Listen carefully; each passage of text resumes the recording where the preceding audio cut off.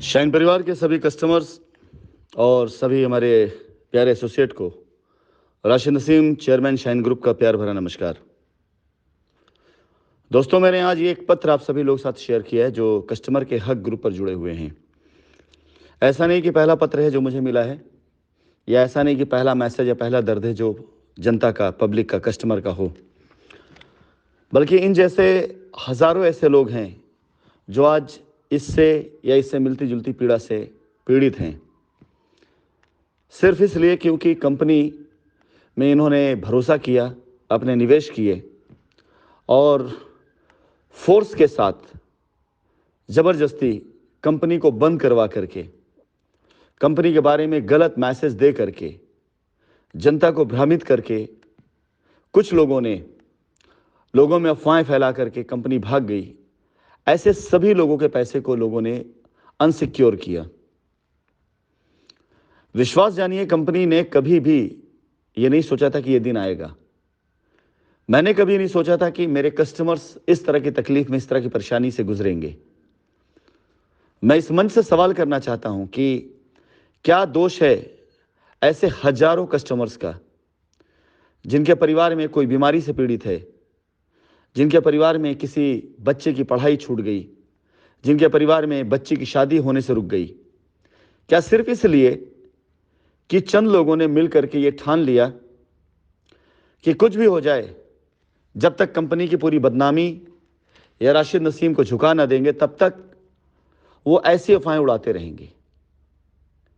क्या कसूर है इन लोगों का जिन्होंने इस तरह की चिट्ठी लिख करके भेजा? इसमें उनका नंबर भी था, मैंने शेयर नहीं किया कि बिला वजह, बहुत से लोग जानते होंगे इनको, इनके नाम, इनकी लिखावट को। ऐसा नहीं कि पहला पत्र इन्होंने मुझे भेजा होगा, काफ़ी पुराना पत्र है, लेकिन इस बार जब हमारी बातचीत शुरू हुई तो इन्होंने मुझे भी फिर से भेजा इस पत्र को। तो शायद मुझे लगता है कि आप में से कुछ लोग इनको जानते होंगे, लेकिन ऐसा दर्द न जाने कितने हमारे कस्टमर, कितने ग्राहक का है। व्यक्तिगत तौर से 1, 2, 4, 6 लोगों की मदद की जा सकती है, 10-20 लोगों की मदद की जा सकती है, लेकिन सबकी मदद नहीं की जा सकती है। क्या कसूर था कंपनी का, या क्या कसूर था इस तरह के किसी कस्टमर का कि जब कंपनी अपने प्रोजेक्ट स्टार्ट करके उसकी टोटल कमाई का, टोटल टर्नओवर का 10% उन गरीब गुरबा लोगों के लिए कैशबैक के तौर पे शुरू करने जा रही थी, जो लोग इस तरह की छोटी पूंजी वाले लोग हैं? क्या कसूर था कंपनी का जब कंपनी ने अपनी ज़मीनों को खोल दिया सभी कस्टमर्स के लिए कि आइए अपनी लायबिलिटी ख़त्म करिए, लायबिलिटी ख़त्म होगी तो केस ख़त्म होंगे, लोगों का माहौल बदलेगा, फिर कंपनी आगे सबके लिए सोचेगी। क्या कसूर था कंपनी का? मैंने तो कभी ये नहीं कहा था आप सभी लोगों से कि कंपनी पैसा नहीं दे सकती, कंपनी लॉस में चलेगी, कंपनी घाटे में चलेगी। कभी मैंने ये बात नहीं कही आप सभी से। आज इस छोटी सी बच्ची की बीमारी या इसकी तकलीफ जितना इसके माता पिता को पीड़ा दे रही होगी, हर मानवीय संवेदना वाले दिल के व्यक्ति को भी ये पीड़ा दे रही होगी।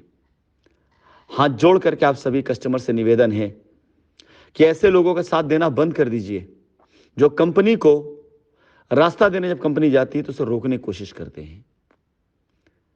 माननीय न्यायालय के समक्ष अगर अगस्त के महीने में ही इस प्रकार की झूठी अफवाहें न उड़ाई गई होती तो शायद मेरे ख्याल से सितंबर तक रास्ता आ चुका होता। अक्टूबर, नवंबर, दिसंबर, इस 3 माह के अंदर अंदर न जाने कितने खुशहाल कस्टमर ये कह रहे होते हैं कि न्यायालय के द्वारा ही सही, लेकिन मुझे रास्ता तो मिला। अब एक बार फिर से 2024 स्टार्ट हो चुका है, आप सभी लोगों से 2023 स्टार्ट हो चुका है। आप सभी लोगों से मेरा निवेदन है कि ऐसा कोई कार्य न करें। आप देखें, पिछले साल जब इस रिट पर सुनवाई होनी शुरू हुई थी तो एक साल कैसे बीत गए पता ही नहीं चला। एक साल में 50 से ज्यादा गिरफ्तारियां हुई और 40 से ज्यादा लोग बेल पर बाहर आ चुके हैं।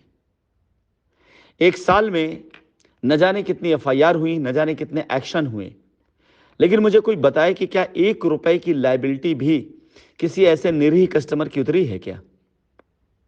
उससे पहले भी एक साल में लोगों ने धरना, प्रदर्शन, ये सब करके आप सभी लोगों को बहका करके, आपको उकसा करके आपको क्या दिला दिया? उससे पहले अफवाहों का बाजार गर्म करके, कंपनी के ऑफिसेस को बंद करवा करके, कंपनी के स्टाफ को डरा करके, उनके फोटोग्राफ शेयर करके सोशल मीडिया पर क्या लोगों को मिल गया?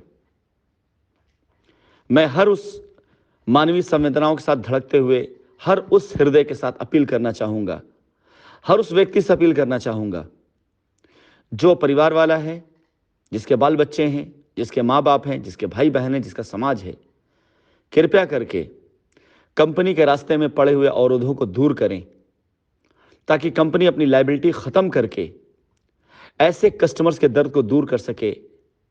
एक बाप बन करके सोचिए, जो इस पत्र में लिखा हुआ उसके बारे में सोचिए कि अगर ये कहानी आपके अपने घर की होती, वो लोग जो लोग ऐसे रास्ते में रुकावट बने हुए हैं, उनके लिए भी कि कहानी अगर उनके घर की होती तो लोगों से क्या अपेक्षा करते वो।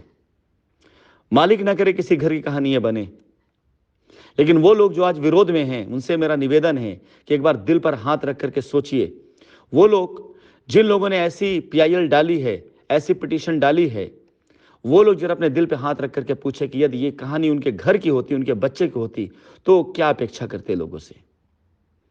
अगर इसके बाद भी आपके दिल में, आपकी धड़कन में ये संवेदनाएं नहीं आती हैं कि रास्ता मिलना चाहिए, तो विश्वास जानिए, फिर आप शायद संवेदनहीन हो चुके हैं और आप शायद मानवीय दर्द को भूल चुके हैं। आप शायद ईमानदार कोशिश को इसलिए नहीं देख पा रहे क्योंकि आप खुद बेईमान हो चुके हैं।